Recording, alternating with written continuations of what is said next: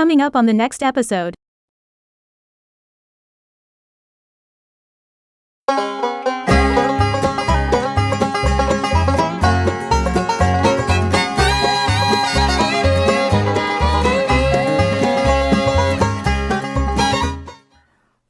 Good day, YouTube. Here with you at the computer in the living room. This is the Dell Optiplex 7020.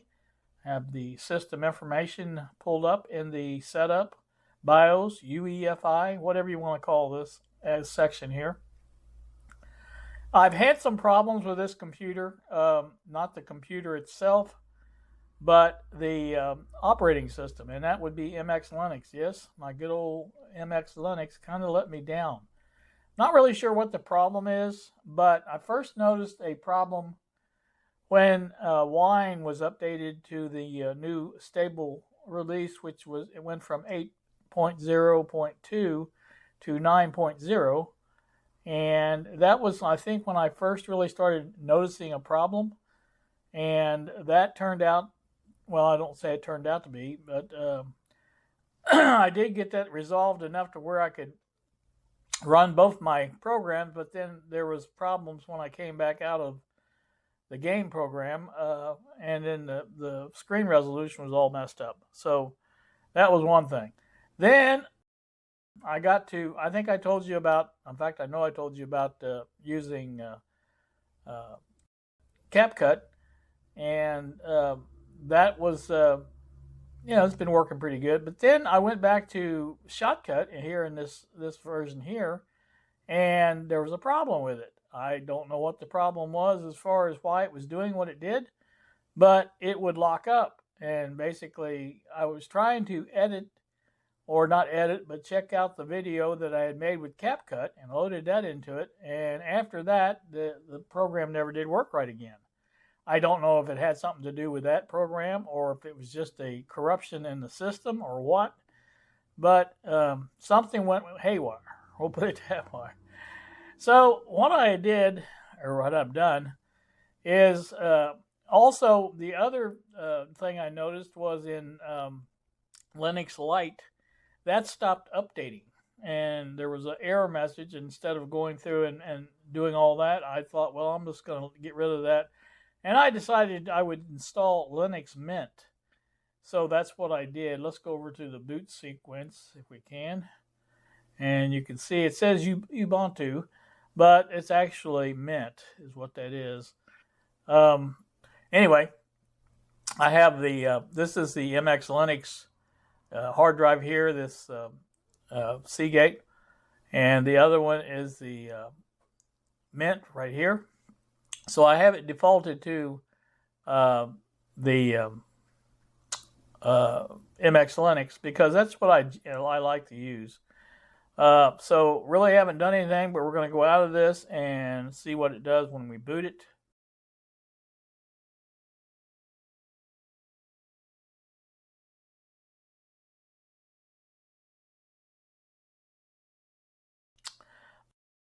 So this is MX Linux. Most of it's pretty much the same. I've got most of my programs down here on the taskbar, and the task tray looks pretty much the same over here. Not really a lot of difference there, and again, it works as where the difference comes in is when I run a program like Brave. I don't have all of the same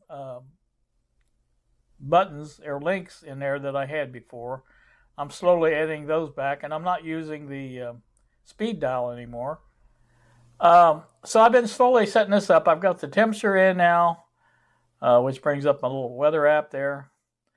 And that's good. I've got the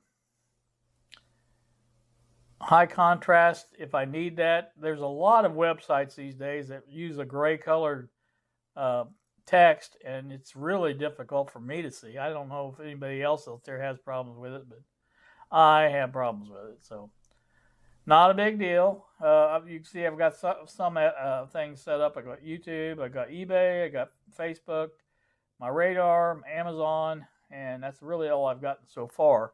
I will be adding more, obviously, but for right now, that's all there is. So I'm not going to, go into that too much. And I have my Thunderbird set up with Moslack and BD Electronic Kits emails, accounts set up. That's all done. So let's go over real quick and look now at Linux Mint. And I'll show you show you the problem I'm having with it.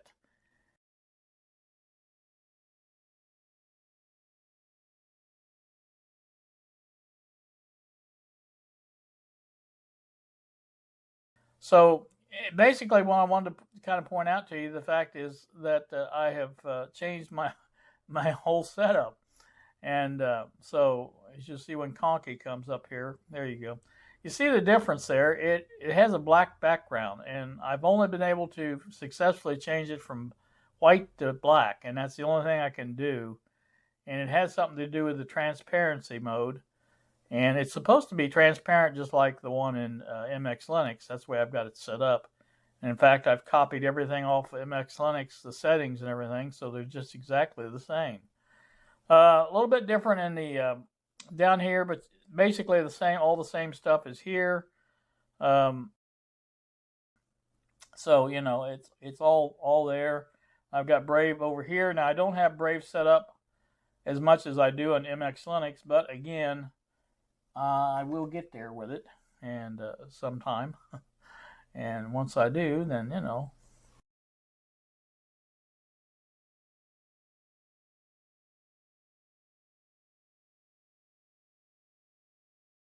All right, restore pages. I don't know why it says that. See, I don't have any links at all set up in this. Let's see what restore pages. I bet you it brings it right back to where it was.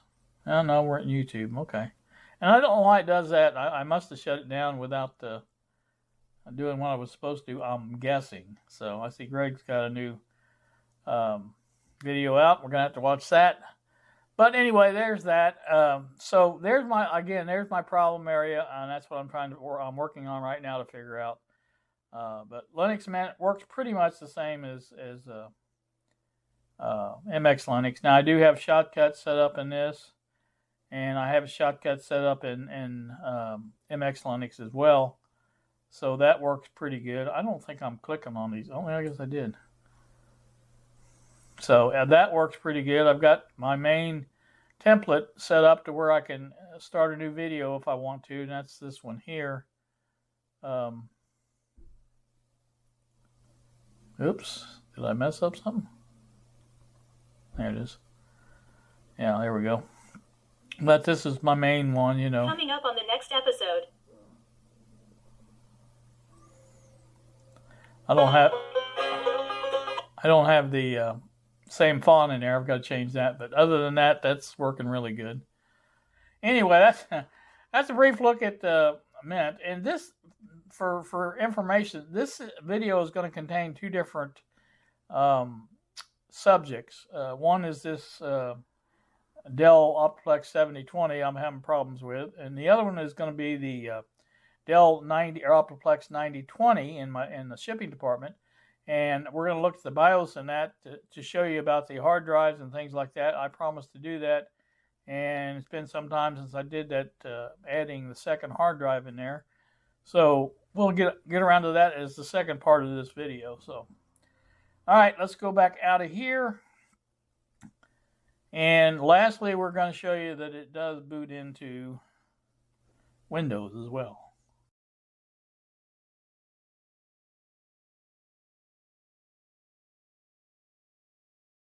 But again, I have brand new fresh copies of Mint and MX Linux installed now, and hopefully I won't have that problem again. I have not installed the Snap Store in MX Linux because I'm wondering now if maybe that was part of the problem, because the shortcut I used before was from that Snap Store, and the reason I used that was because it was supposed to keep it up to date, which it did. And I liked it a lot. But so there you go. There's our same video background our desktop background we saw before. Our time will appear up here, and eventually. And so that's it. So I hope this has shed some light on the problems I'm going through. If not, well, it is what it is. I see I'm going to have to change the time again. I've done that before already. So I guess when you reinstall the OS, you have to go back and change that again. But anywho, there's another. I don't know why it does that. I've never understood that. But it does. So that's just the way it works.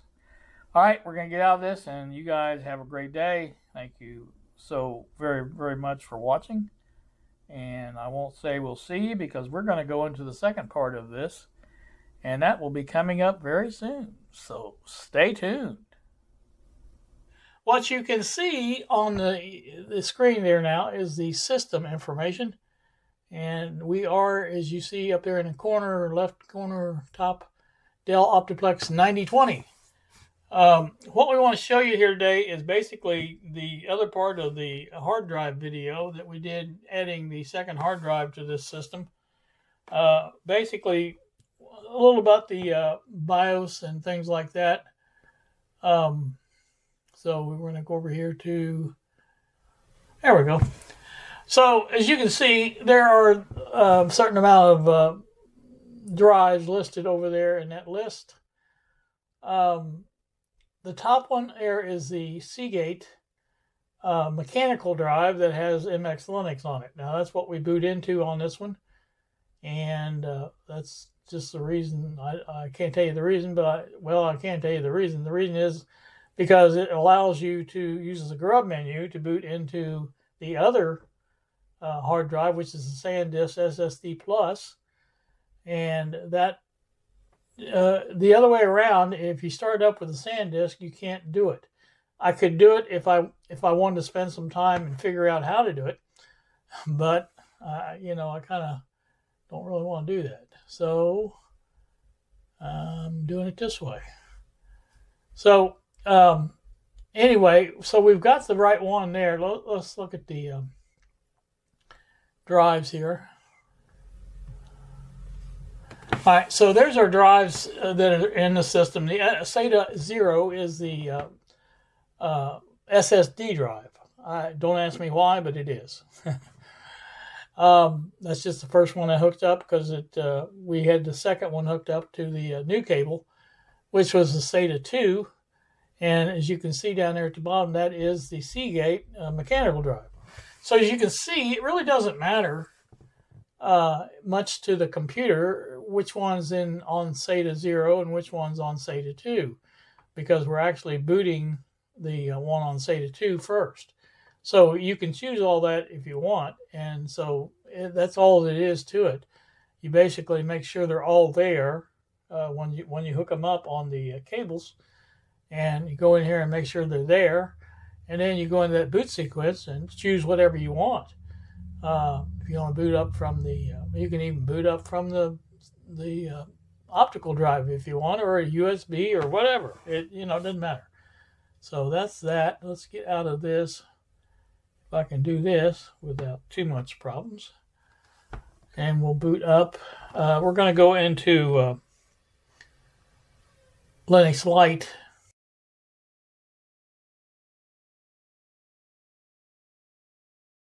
This boots up pretty quick compared to, if you remember, Linux Lite booting up on the mechanical hard drive.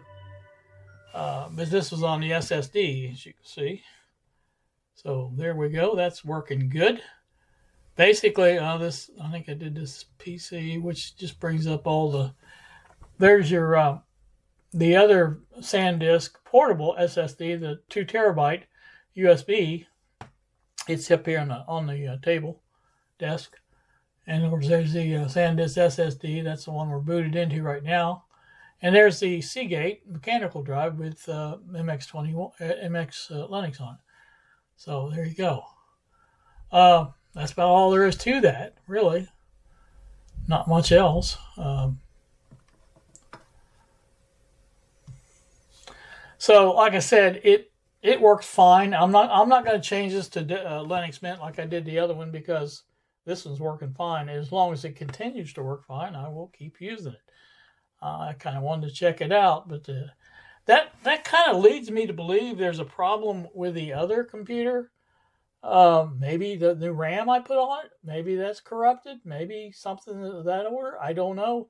What I'm going to do though is keep an eye on the new install of MX Linux and Linux Mint and see if they give me problems in the future. If they do, then I'll pretty much know that there's another problem besides corrupt OS. It's not the corrupt OS. I think it's the computer corrupting the problem. I don't know. That's about all I can tell you about that. So this is a program called MemTest, and it comes with every version of Linux and a lot of other operating systems, I believe. But I set this to run last night when I went to bed, and that was on Saturday night, the 10th of February. This is Sunday morning. It has been running 10 hours, 28 minutes, 43, 4, 5, 6. You can see there on the timer. So you can see also, if you look on over to the right side, errors equals 0. And I think that's a pretty good indication that this computer RAM is fine. I set it for 10 passes to make sure it would run all night. I didn't know how long it took to run a pass, but it has run 6 passes so far, it looks like. And I don't know if that means it's on the 7th pass. Yeah, it is. Test 7. Oh, that's test 7. That's not the pass. The pass is 58% complete, but it is on test 7. I think there's 13 tests that run, I'm pretty sure. And so, like I said, it has been running just fine. There's no problems. So all of the problems I have experienced so far with this computer must be operating system related. That would be MX Linux primarily.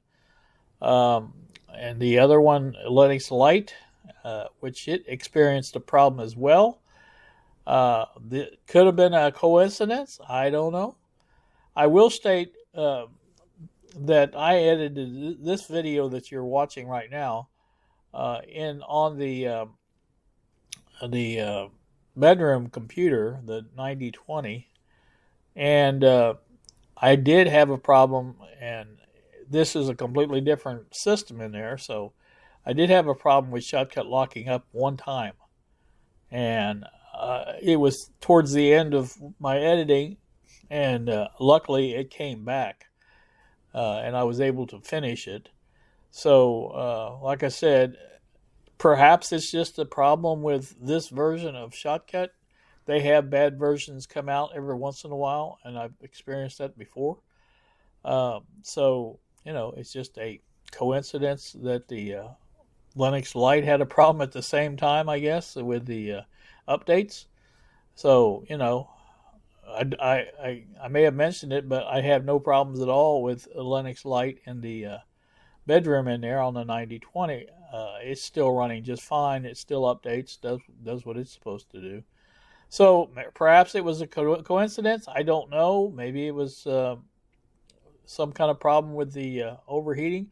That was the other thing I noticed when I did do the video back there on the 9020. The CPU fan ran at a great amount of speed.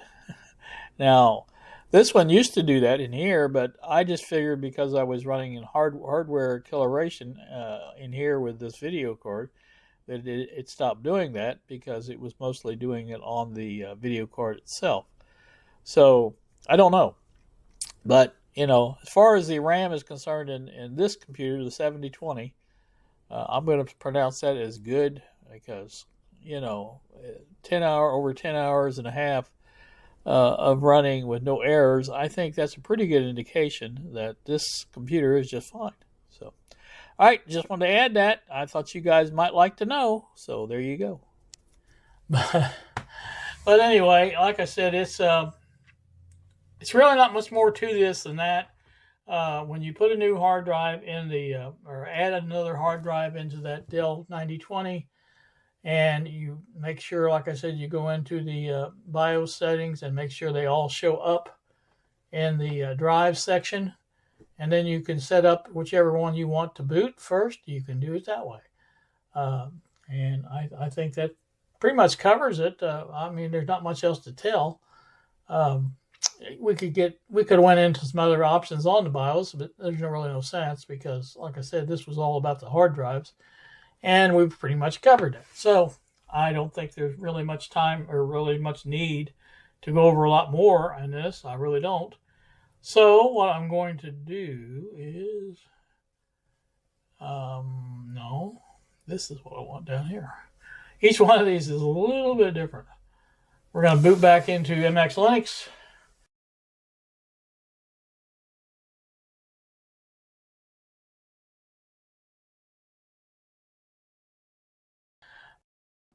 Like I said, this is back into MX Linux now, and we're going 10 minutes, looks like. And as soon as I get this done, I'm going to go back in there and put it all together and put it up on the website. And as the title says, this is going to be the last computer video for a good while. It is not that I don't like doing computer videos. I do, but they're not very popular on my channel as far as my regular viewers are concerned. I think I got two comments two comments, I think, on the last video that we uploaded, and actually the one that published, I guess I should say, which was installing the new RAM in the 7020. And so, obviously there's just not a lot of my regular viewers don't like computer videos, but others do, because I usually that's one of my most watched videos usually is the computer videos. So it's all, I guess, what you want. I don't really care about that much. I just want to get some things done that I need to get done, and at the same time be able to make the videos here and do this. It was just easier than going to the shop and running another heater and doing things like that. Oh, that reminds me. The last thing I want to talk about is the other shop. We do have a new project coming up there. I've alluded to it several times, but it is, I'm going to say this much, it is a lighting project. Those of us who are older and have a touch of macular degeneration, we need all the light we can get to see. And as such, I've decided the way the lighting in there sucks.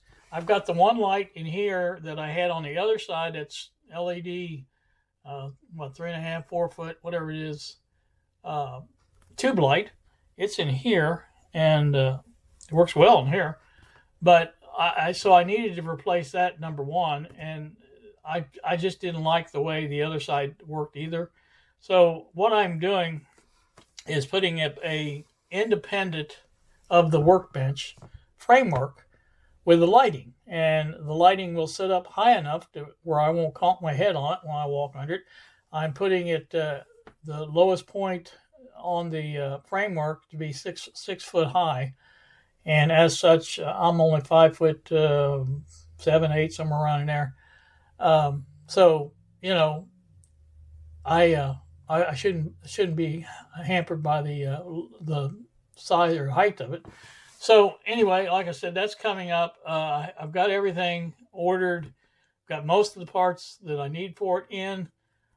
It's gonna require me to pretty much tear everything down that's there now, because once the new framework is up, it would house the pegboards on each side of the bench. The old one's coming down because it leans too much. That bench is not meant to support that much weight, and it just doesn't work out. And that's why I want an independent framework for it. And that way the pegboard, the lighting will all be separate from the bench, and the bench should have no problem doing what I need to do on it. So anywho, that's that. Like I said, I'm not going to go into too much more detail on that, but you'll see when we get in there and start working on it. But until then, that's about it. And that's going to wrap this one up as well. Don't know what else to tell you. If you have any questions about the BIOS, by all means ask. Like I said, there's really not a lot to it. especially with these UEFI BIOS. They pretty much do it all. And like I said, it works rather well, I think. So, all right, you guys have a great day. Thank you so very much for watching, and we will see ya.